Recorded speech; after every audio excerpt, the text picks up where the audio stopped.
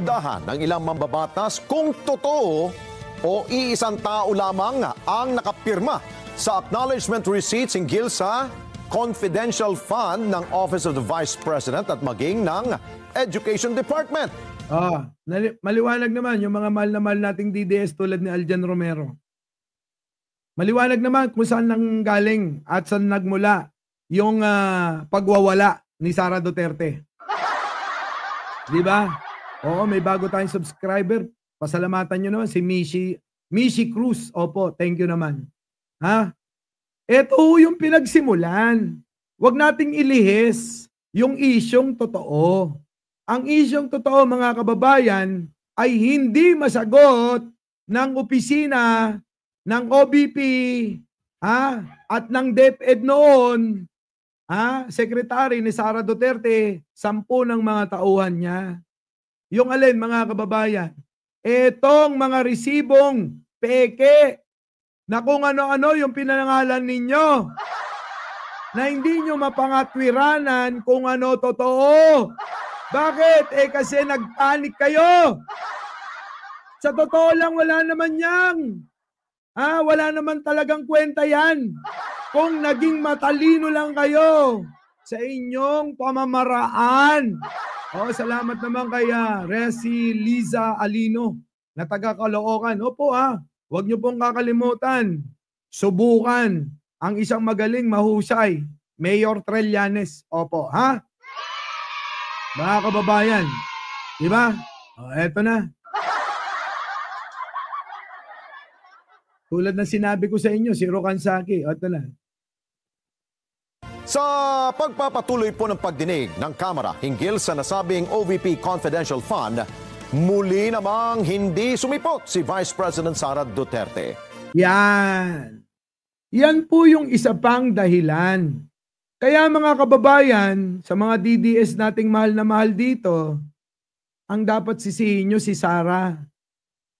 Hindi dumadalo sa pagdinig. Sara, ang tanong ko lang, ano ba kinakatakutan mo? Ano ba ang kinatatakutan mo? Bakit ayaw mong dumalo para sagutin yung mga tinatanong sa Kongreso? Yun lang naman yun, mga kababayan ko. Di ba? Yan lang. Pinadalo mo yung mga tauhan mo, hindi naman alam kung ano isasagot. Pag tinanong si Mary Grace Piatos, hindi nila kilala. Sabi pa ng iba, hindi nila nakikita. Meron na naman lumabas, Kokoy Villamin. Sino yung Kokoy Villamin? Hindi rin nila kilala. Sara, paanong hindi makukontempt yung mga yan? Hindi makasagot. Kung ano yung tinatanong ng mga congressman, ano gagawin nila? Iko-contempt yan. Tapos ngayon, meron pang na-discover na Uwishi, Nova, Tempura. Inang-ina na yan, mga kababayan. Diba? Hirap na hirap sa simpleng pangangatwiran. Sakit sa ulo, Aeromed. Oo. Ito na, tuloy. Ulitin ko lang. Pinagdududahan ng ilang mambabatas kung totoo o iisang tao lamang ang nakapirma sa acknowledgement receipts hinggil sa confidential fund ng Office of the Vice President at maging ng Education Department. Sa pagpapatuloy po ng pagdinig ng Kamara hinggil sa nasabing OVP Confidential Fund, muli namang hindi sumipot si Vice President Sara Duterte. Report mula kay Weng de la Fuente. Kala ko ba, mga kababayan, lahat yan sasagutin yan? Tandaan nyo, nangako yan. Lahat daw, mga kababayan, inutunan na naman yung mga DDS dyan. Sabi ni Sara, lahat yan sasagutin namin yan. Lahat yan, pupuntahan namin. Ganyan. Paliwanag ko lang, baka sabihin nyo wala tayong resibo dyan. Check ko lang kung nandito yan, ha? Mga kababayan, ano sabi niyan? Nasaan ka na? Baka wala dyan. Ito, pasok. Saan na yan? Ay, nawala. Wait lang. Bakit wala rito yan? Sabi niya mga kababayan, ha? Check ko lang kung nandito. Oh.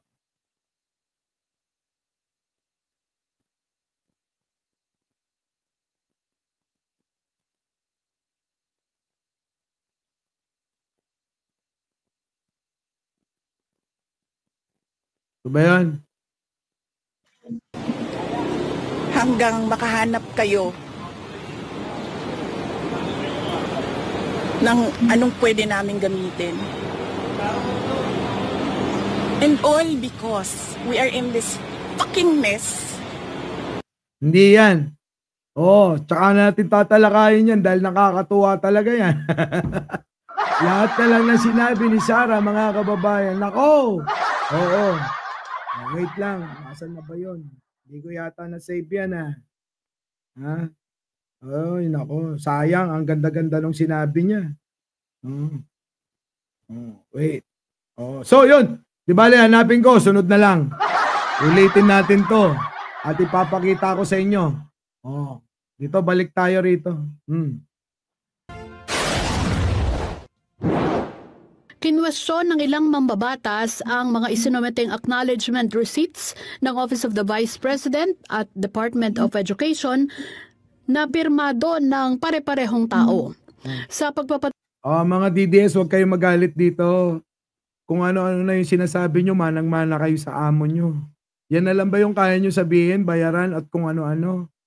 Yung mga ganyan tira, mga kababayan, pang bobo. Maigi, payo ko sa inyo. Isama nyo si Sarah. Sabay-sabay kayo magpa-check up. Sa Mandaluyong, libre lang yun. Libreng-libre doon. Oo, ituloy. Tuloy ng pagdinig ng House Committee on Good Government and Public Accountability sa usapin ng paggamit sa confidential fund ng OVP at DepEd, ipinresenta ni Lanao del Sur Congressman Zia Alonto Adyong ang halimbawa ng mga acknowledgement receipts na isinumite ng OVP at DepEd na pirmado ng isang tao lamang. Yan mga kababayan, ayaw nyo ba yung mga DDS dito na mahal ko? Ayaw nyo bang malaman yung katotohanan? Patungkol dito sa pinag-uusapan. Pinag-uusapan na hanapin kung saan napunta ang pera ng bayan. Di ba, Argo Bingot?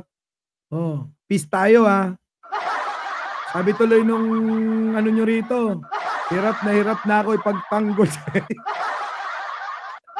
Alam nyo ba na itong si Argo, mga DDS dito, kung may DDS na sinauna, ulitin ko lang, panahon pa ng mga Java, si Argo DDS na. Nandito yan sa channel ko. Yung mga DDS dito, makinig kayo. Si Argo, pinagbanta ang pabuhay ko niyan. Pero, nagalit ba ako dyan? Pinagtyagaan ko para maunawaan yung ating pinaglalaban. Di ba mga kababayan? Yung mga DDS dito, eto, solid DDS to. Si Argo, hindi nyo nga kaya yung ginagawang pagbabanta ng buhay ko neto. Di ba? Alam nila yan. Pero ngayon, kita nyo, sa samot-saring mga issue ni Sarah, ayan na. Kita nyo na. Kita nyo na mga kababayan. Huwag kayong mag-alala. Hindi kami nang bablock dito. Si Argo nga, hindi namin binlock dito. Ayan panahon pa ng mga Java, DDS na. Sa kanyang pahayag ngayon, mukhang natauhan na. Yung ibang DDS dyan, kailan kaya? Buti na lang si Mark Ramos. Nako. Hindi never naging DDS yan. Ay, subscribe nyo. Si Mark Ramos nandito. Si Argot, si Aling Roda. Ayan, kilala pa nila.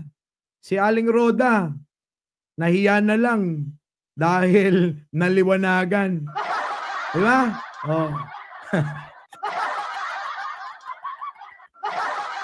Ayop ka, honeybee. Panahon pa ng mga Ewoks, putik na. Panahon pa ng mga Ewoks, oo, totoo yan. DDS na yan. Oh, sige, tuloy natin to. Oy, si Mark Ramos, huwag niyong kalimutan ha. Tuloy. Duda rin si Adyong kung totoong tao ang mga pangalang ito gaya ni Mary Grace Piatos at Kokoy Villanueva. Una nang nagpalabas ng 1 milyong piso ang mga kongresista para sa ikadarakip ni Piatos. The reason why I'm pointing this out, Mr. Chair, and for the public's information, ito po yung pinag-uusapan natin dito. Dahil unang-una po, with this kind of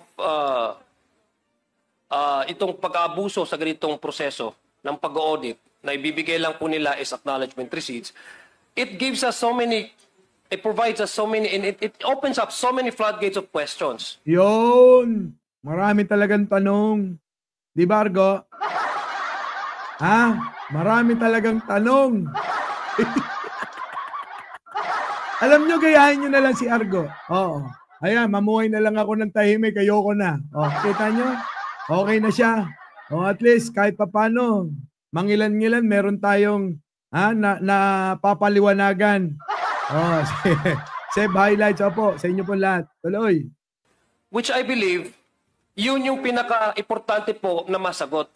Dahil these are public funds utilized, and these are funds na readily available for their request. Tapos ganito yung nakikita nating mga reports nila at saka yung pag-acknowledge ng kanilang pag-utilize ng kanilang pondo. It's very obvious, Mr. Chair, na hindi lang po si Mary Grace Piatos ang nakita po nating questionable. Nakikita din po natin na may mga acknowledgement receipts, Mr. Chair, na pare-pareho yung pangalan, na magkakaiba yung date, na magkakaiba yung kanilang pirma. Kita nyo? Magkakaiba yung date, magkakaiba yung pirma.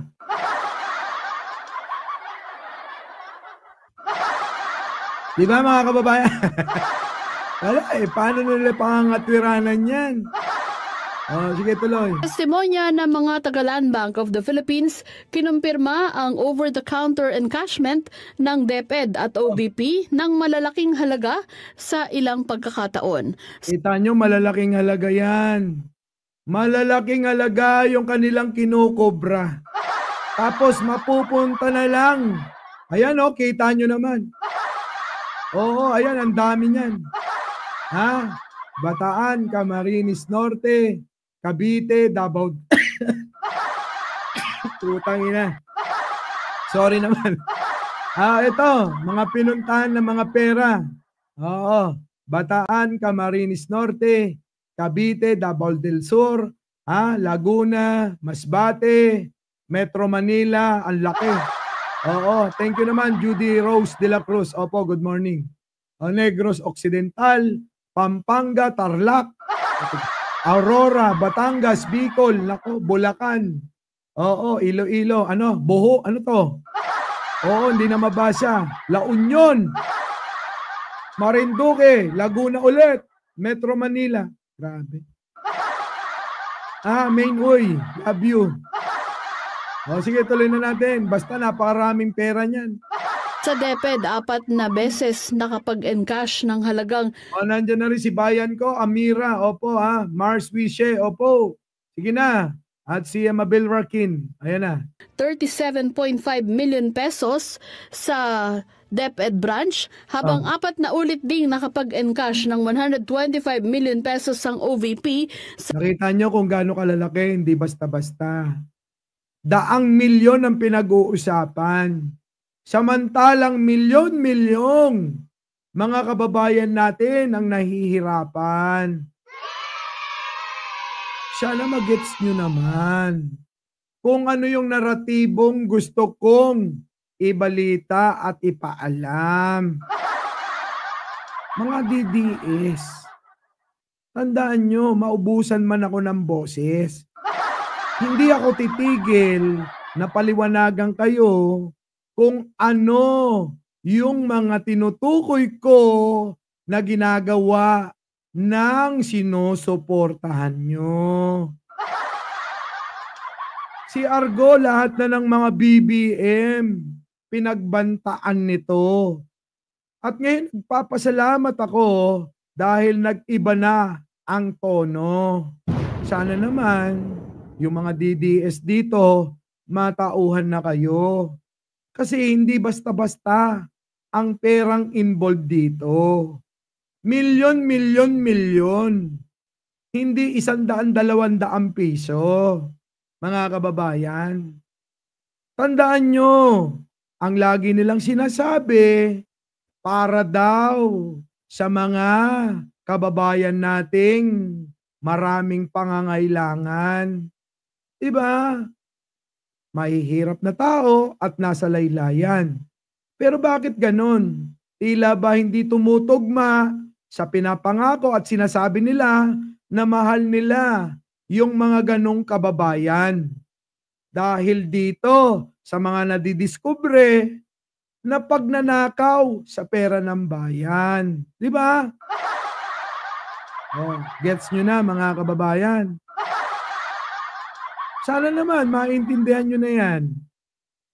Ang pinag-uusapan dito, pera ng taong bayan na hanggang sa ngayon hindi pa rin napapaliwanag ng vice presidente na si Sara Duterte. Di ba? Ulitin ko lang para sa kaliwanagan. Okay, ito na. Ulit. Dito. Oh. Sa DepEd, 4 na beses nakapag-encash ng halagang 37.5 million pesos sa 37 million pesos. DepEd branch, habang 4 na ulit ding nakapag-encash ng 125 million pesos ang OVP sa Landmark Shaw Boulevard branch sa Hindi isang beses, 4 na beses. 4 na beses nag-withdraw ang opisina ni Sara Duterte na 125 million. Bahala na kayong mag-compute doon. Di ba, Mamita Star Talk? Oo, shoutout sa iyo. Di ba? Oh. Grabe, di ba, mga kababayan? 125 million. Mga kababayan, kaya nating magpatayo ng matinong tahanan sa halagang 500,000. Ilang libo na pabahay sana ang maibibigay natin sa mahal na mahal nating kababayan. Nagigets nyo ba yung aking naratibo? Ayoko magalit sa inyo pero yung mga comment nyo, minsan tinatanggap ko na lang kahit hindi totoo. Pero kung ganyan lang, mga kababayan, mag-isip kayo. Di ba? Pero kung wala na kayong isip, bahala na sa inyo. Si Tamura, nandito. Oo, tuloy. Mandaluyong. Pero ipinagtaka ng mga Ulitin ko lang para maliwanagan sila. habang 4 na ulit ding nakapag-encash ng 125 million pesos ang OVP sa Landmark Shaw Boulevard branch sa Mandaluyong. Pero ipinagtaka ng mga kongresista na walang sapat na seguridad ang kumukuha ng mga pondo para tiyakin kung saan dadalhin ang mga kinuhang salapi. Walang katiyakan at walang kasiguridad.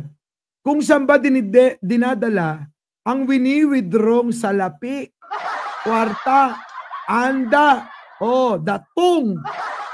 Ano pang gusto nyong itawag dyan? Mga kababayan? Di ba? Kwarta, salapi, datong, anda, tukani, Bahala na kayo. Sige, tuloy. Is this usual for land bank? In case po ni Shaw Boulevard, that large amount, hindi po siya usual kasi hindi naman po lahat ng client namin nag-encash ng ganong kalaking amount. Unusual po siya sa pananaw nyo? Opo, Ms. Chair. Yeah. Mr. Chair, the reason why I'm asking this is we're putting the risk of our government officials and our government employees. Imagine, magwi-withdraw ka ganyan kalaki, cold cash. Maybe in aid of legislation, there can also be a cap kasi pwede naman na maraming SDOs or pwede naman to ginawang every other week yung pag-disburse. Tsaka ang tanong rin, there are just a lot of questions, Mr. Chair, because if you get 125 million cash and you bring it to an office, a government office, may vote ba yung government office? But we So, Paano naman ibobolt yung 125 million? Grabing bolt yun, mga kababayan. Oo. Singlaki na ng CR yun. Mga kababayan, 125 million. Ako, singlaki na ng CR yun. Ayan, mga kababayan. Hindi sa ating galing yung pag-withdraw ng 125 million ng 4 na beses equals 500 million. Di ba? Sa kanila yun. Sa taga-OBP mismo. Galing yun. Kita niyo mga kababayan, kung gaano tayo pinagloloko nitong mga ito. Ito lang mga kababayan, ulitin ko. Ang pinagsimulan ng kaguluhan ay ang mga perang hindi maipaliwanag kung saan dinala ng opisina ni Sara.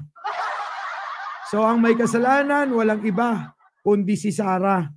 Nagwala-wala siya at kung sino-sino ang mga binanggit at binanatan niya na walang patunay kundi yung laway niya. Putik na yan. Bahala na kayo sa garapalan na yan. Tuloy. in this case, Mr. Chair, yung 4 na beses na kumukuha kayo ng cash na 125 million sa Land Bank at Ayan paulit-ulit pa. Sabi yung kumukuha kayo ng tag 125 million ng paulit-ulit pa. Pera ng bayan yan Nililiwanag ko lang. Pera ng taong bayan. Hindi pera ni Sara yan. Kaya si Argo, paano pa ipagtatanggol yan? Diba? Mga kababayan, Argo, ano?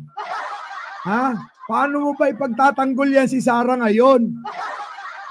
Kung sa kanila mismo nang gagaling, paulit-ulit kumukuha pag 125 million. Kita nyo? It's a bank. Tuloy. Lilipat sa opisina ng Vice President. Ano po ang naging security? So in this case, Mr. Chair, yung 4 na beses na kumukuha kayo ng cash na 125 million sa Land Bank at nililipat sa opisina ng Vice President, ano po ang naging security measures na ginawa nyo? Mr. Chair, I apologize. Hindi masagot. Ano ang security measures na ginawa ninyo kasi 125 million? Ano ba yon? Nilagay nyo lang sa kotse? Ano? Anak ng tinapa na yan. Hindi nila masagot. But I do not have personal knowledge on the specific. Kita nyo ganyang sagutan. I have no personal knowledge, etc. So wala kang personal knowledge. Samantalang kasapi ka ng opisina ni BP Sara. Paano hindi makokontempt tong mga tauhan niya, mga kababayan? Walang malinaw na sagot na makuha ang Quadcom. Kaya ulitin ko lang, sa mga uto-utong mga naniniwala sa isang baliw na vice-presidente. Inang-inang niya mga kababayan, pero ng taong bayan, hindi maipaliwanag kung paano kinuha at i-secure yung mga perang yan. Sakit. Specific security measures undertaken. Sa pagdinig ng komite, muling na-cite for contempt at naglabas ng warrant of arrest ang Kamara laban naman kay Lemuel Ortoño, isa sa opisyal ng OVP. Kaugnay ito ng sinasabing paglabag sa rules dahil sa kanyang kawalang respeto laban sa komite. Kita nyo, mga bastos talaga. Kanino pa magmamana, mga kababayan? Di kay Sara. Sa kanyang liham noong November 12, hiniling ni Ortoño na alisin ang contempt na ipinataw sa kanya at ang ipinalabas sa warrant of arrest para makadalo siya sa pagdinig, ngunit hindi rin ito sumipot ngayong araw. With this assurance for him to participate in this or today's committee hearing, May I move once more, Mr. Chair, that Mr. Lemuel Ortonio be cited in contempt for the following reason, Mr. Chair.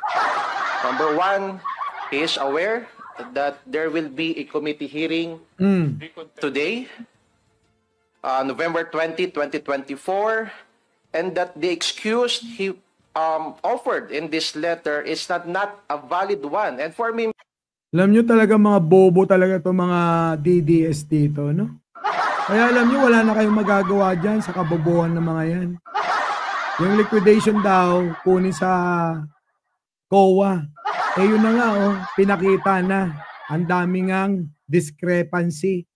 Hindi ba naman kayo talaga tanga? Yung tinatalakay namin dito at pinapakitang mga resibo galing na sa COA. Diba? Bobo lang talaga. Basta mga DDS, tanga. Oh, sige, tuloy.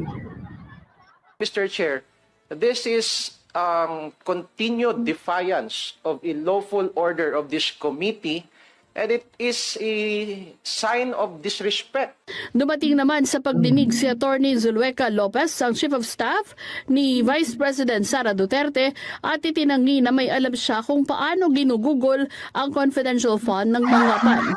Gaya naman na naunang pangako ni VP Sara, nagpadala lamang siya ng liham sa komite at Ganun. Puro lang puro lang sasabi, dadalo. Pero hindi nagpapakita, oh.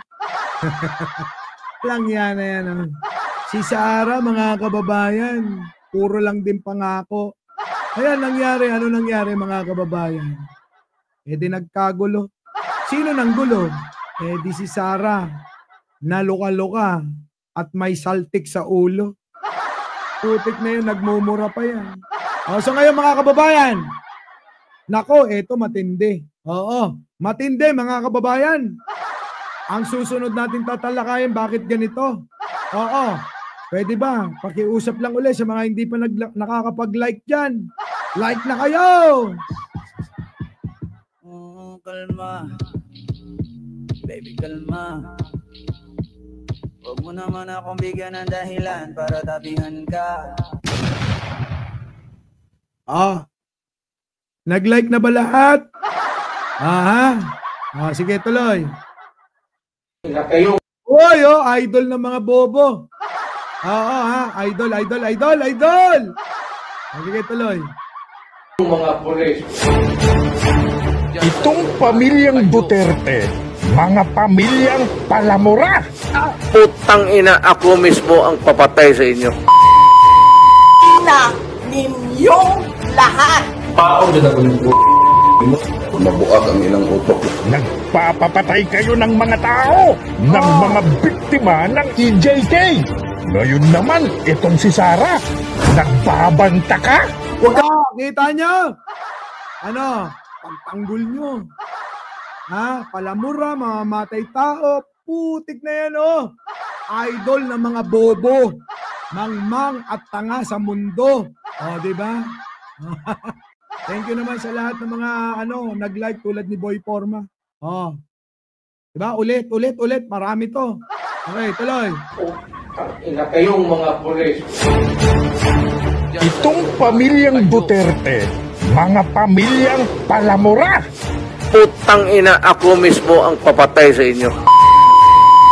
Na ninyong lahat. Paong din ako ng Mabuak ang ilang utok. Nagpapapatay kayo ng mga tao. Wala kayong awa sa kapwa nyo Pilipino. Palibhasa, lahi kayo ng mga makapili. Sana lang, sabi ko nga nung nakaraan, nabuhay ako nung panahon ng mga dinosaur. Nang sana nasumpa ko ang mga lahi neto. At ang sumpa ko, sana nabaog ang lahi nila. Nang sa ganun, wala nang nagmana sa pag-uugali ng pamilyang Duterte na yan, ha? Tuloy. Ng mga biktima ng EJK. Ngayon naman, itong si Sara, nagbabanta ka? Huwag ka mag-alala, ma'am, sa security ko. Kasi may kinausap na ako na tao. Sinabi ko sa kanya, kapag pinatay ako, patayin mo si BBM, si Lisa Araneta, at si Martin Romales. No joke, patayin mo si BBM, si Lisa Araneta, at si Martin Romales. No joke. Kita nyo? Kita nyo mga kababayan? Gusto nyo maging pangulo, maging leader pa uli, yung katulad netong mga ganitong loko-loko? Mga kababayan? Yung mga ganitong loko-loko. Sige, tuloy. No joke. Nagbilin na ako, ma'am. Pag namatay ako, sabi ko, huwag ka tumigil ha. Hanggang hindi mo mapatay sila. Pag namatay ako, sabi ko, huwag ka tumigil ha. Hanggang hindi mo mapatay sila. Sa bagay, natalakay na natin to mga kababayan. 'Di ba? Natalakay na natin to, balikan nyo na lang. Oo, naipaliwanag na rin natin kung anong dahilan. Si Sara, ulitin ko lang, alam nyo naman ito, salita ng walang kahit anong pinapakitang ebidensya o resibo. Ang resibo nila, puro laway lang galing sa bunganga ng mga to. Bunganga lang ang resibo at laway lang nila Sana lang yung mga laway nila lunukin ng mga DDS dito. Pwede ba yon? Ipunin nyo tapos lagukin nyo. Para nang mahimasmasan kayo sa katotohanan kung ano totoo. Okay ba? Ulitin ko lang. Kasi kailangan ulit-ulit para sa mga DDS na tanga. Yung mga laway ng mga Duterte, ipunin nyo at lagukin nyo. Pag nalaguk nyo, sigurado, mahihimasmasan kayo. Ay, so ano pa hinihintay nyo? Punta na kayo. Resibo nila si Maharlika, sabi dito. Punta na kayo. O kaya pag hindi pa sapat. Pag hindi pa sapat. O pag tumai itong mga ito, kainin nyo.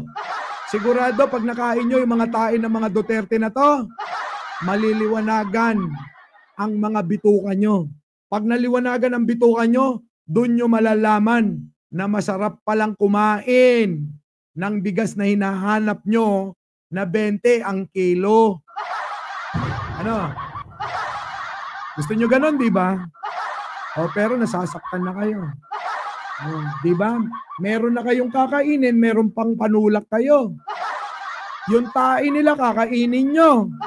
Yung laway nila, ipunin nyo. Yun ang panulak nyo. Solve ang problema nyo. Di ba? Ano? Gusto nyo ganito. Sa bagay, itsura pa lang nila, nakakadiri na. Bagay lang sa kanila. Yan ang sinasabi ko sa inyo. Kayo, mga DDS, sabi ko, nangunguna ko. Pinangunguna ko lagi. Mahal na mahal ko kayo. Huwag nyo kong pangungunahan ng mga tirada nyo. Kasi yung mga tirada nyo, wala na yan, uso na nung panahon ng dinosaur. Iba na uso ngayon. Kung walang yaan lang ang gusto nyo, mas walang ya ako sa inyo. Sa amin, sa Ilocos Norte, pag pumunta kayo at may dala kayong kalokohan na 1 sako, tatambakan namin ng 100 sako. Ganon ang mga Ilocano. Kininayo. Diba? Sorry naman sa inyo, ha? Yung mga kumakain, pasintabi. si Jan Angeles, Jan Angeles, nandidiri, sige, tuloy. Putik na yan. Yeah! Denise Abies. Pilipino na ang huhusga sa inyong kabaliwan, sa inyong mga kasamaan. Yes! Oo! Kikita niyo yung mga nananawagan ng katarungan sa mga pinatay ng iniidolo niyong uki ni Nana. Ayan nagtatangi sila. Naggalit niyo. Ha? Diba? Nagtatangis yung mga biniktima na mga pamilya ni Digunyo. Dimunyo. Diba mga kababayan? Diba? Oh, sige, dito tignan nyo yung mga nagtatangis. Oh. Yan. Oh, mga tao. Ha, Sarah, nakikita mo ba yung mga tao na yan? Halos hindi na mahulugan ng karayom yan. Tapos gusto nyo pababain. Nandyan ba si Attorney Claire? Sorry naman, Attorney Claire. Uy, kwento ko lang, kahapon nagkita kami ni Attorney Claire. Dami namin pinag-usapan. At talaga naman nakakatuwa kasi talagang malawak ang kanyang pangunawa at isipan sa mga bagay-bagay na nangyayari sa usapin ng politika at lipunan. Di ba? Mga kababayan? Oh. Alam nyo naman, dagiti Ilocanod toy, amuyumot di ayan tayo. Agawit kayo, kalukwan nyo, may salang nga sa ako, gawid kayon. Ado, kalukwan me, nga Ilocano. Diba? No, naulimig kami laeng. Naulimig kami laeng. Ang kami agsasao. Baybay anda kayo. Asla jararamidan ni Pangulo. Di nga agsasao. Ngam! Tandaanan nyo. Sa baling agpanunot ti Ilocano. Diba mga kababayan? Tanong nyo na lang sa mga Ilocanong nandiyan kung ano yung sinabi ko. Matalinghaga, malalim, pero totoo. Diba? Ano? Yan sinasabi ko. Sige, tuloy. Ito, yung mga nagtatangis, Sino na ang huhusga sa inyong kabaliwan? Sa inyo! Ano, mga kababayan? Di ba kayo naaawa sa batang nawalan ng ama? Di ba kayo naawa sa nawalan ng padre de pamilya? Ha? Ayan. Kawawang mga bata na ulila dahil lamang sa kasakiman ng kapangyarihan. Di ba? Ngayon, paliwanag nyo sa akin. Nasaan ang konsensya nyo? Bawat Pilipino, karapatan na makakuha ng hustisya. Maliit, malaki, pantay-pantay tayo. Hindi pinag-uusapan ng Estado. Hindi pinag-uusapan kung mayaman ka rito. Ang pinag-uusapan dito, karapatan pantao o kininayo. Diba? Mga kababayan? Sabihin nyo kung mali ako.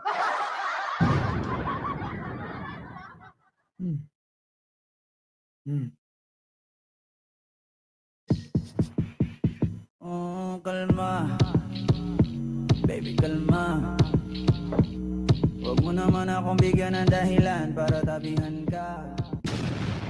Ano? Biglang nawala kayo. Flood control uli. Itatapat nyo sa buhay na nawala rito. Diba? Ganyan lang sila mga kababayan pero walang mga utak yan. Puro salita ng salita nang wala namang kinalaman. Diba?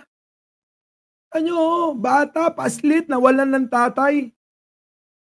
Ayoko namang ipanalangin na sana sa inyo na lang nangyari yan para naramdaman nyo yung nararamdaman ng mga tao at mga batang nawalan ng ama, magulang.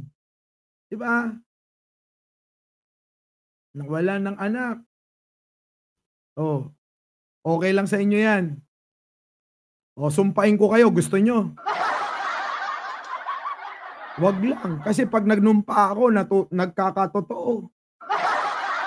Diba? Pag sinumpa ko kayo, magkakatotoo. Kaya sasabihin ko, dahil mahal na mahal ko kayo, wag sanang mangyari sa inyo itong nangyari sa mga batang ito na nawalan ng magulang, nawalan ng anak, nawalan ng kapatid, asawa na minamahal. Diba? Diba, Marilyn Chan? Ang bagal era. Diba? Mga kasamaan! Wagok ka! Utang ina.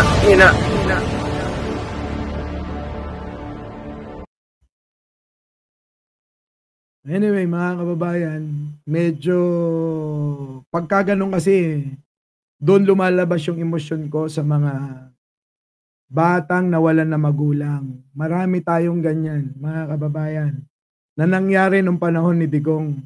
Ang daming nawalan ng mahal sa buhay dahil sa programa netong putang inanto.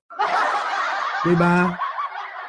Alam nyo mga kababayan, pag namatay to, magse-celebrate ako. Oo, ipapasar ako yung kalye rito. Maglalatag tayo. Oo, ng boodle fight para mas maraming tao. Ibibidyo natin para masabi natin, salamat bro, kinuha mo na to. Ay, nako. Muli, ako po ang inyong lingkod, Mike Cervera po, laging nagpapaalalang, malin po natin ang ating kapwa, pagdasal po natin lagi ang ating bansa.